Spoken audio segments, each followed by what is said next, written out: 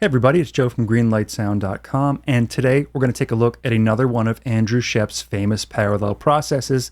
This is his kick, snare, crush, which is basically parallel processing for just kick and snare using one compressor, the DBX 160, which you see on the screen right here. This is the UA version. Of course, there is the Waves version and a bunch of others as well. We're going to listen to this one though, which is the one Andrew Scheps uses when working in the box. So before we hear it in action, let's talk about the settings that he uses for this kick, snare, crush channel. In his template, he has the threshold set right above the 1 marker right here, but that's actually going to vary depending upon how hot the source is coming in. My kick and snare in this recording didn't have that high of a level, so I had to bring the threshold down a little bit. The way you know you're correct is when the above light is kicking on just for the transients of the kick and snare, and it's not living up there in the red the whole time. So you see it flash onto the red every once in a while. That's how you know you're in the right place. When I was up here, it wasn't triggering any compression at all, so I had to bring it down a bit. The compression amount right here is just past 4, so just past that 12 o'clock position, and the output gain can be dialed into taste, but he has it set just above 0 here. So the first thing I want to do is hear the snare drum and kick drum in this recording without any parallel compression in, so I have the parallel fader all the way down here. Here's the dry recording.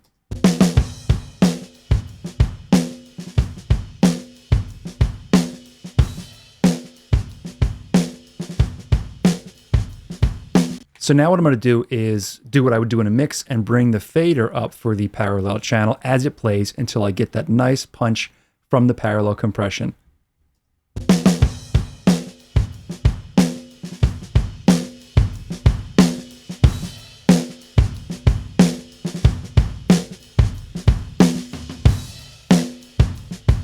I'll bypass it on and off as it plays. You're going to hear a big level difference, but we'll compensate for that in a minute.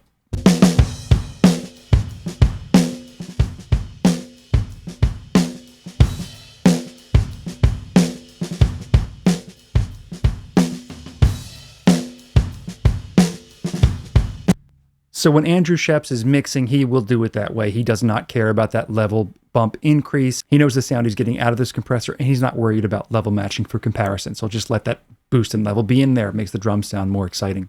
But for us, we want to kind of analyze the before and after.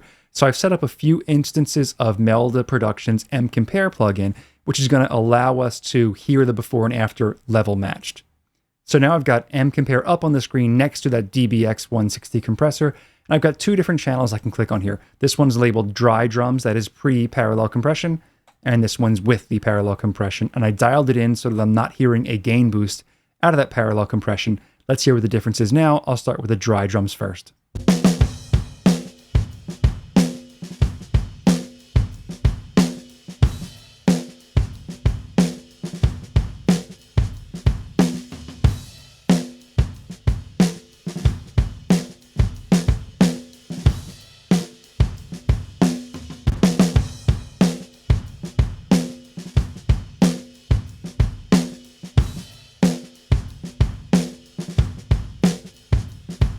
It's a lot more subtle than it was the first time without that big boost in level. And you're going to find when you compare parallel compression or parallel processes in general this way, that the difference is a lot more subtle than you think. You can definitely hear the compression happening. You can hear that excitement and kind of length of the tone in the kick and snare drum, especially the kick drum, but it doesn't have that big boost in volume that's going to really fool you and say, oh, that's so much better.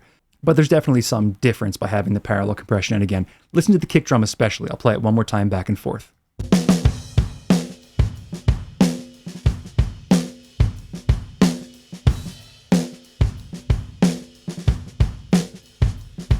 So when it's level matched, it's not that different, but you definitely hear a little bit of a tonal difference there.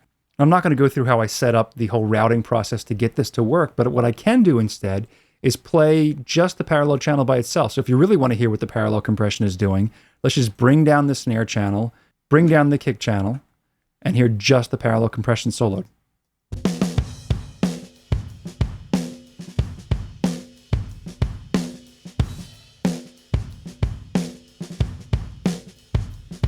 So that's just what the parallel compression channel is doing. That's what's being blended into the dry signal. So you can definitely hear that little bit of pumping from the DBX 160, that classic tone that it has.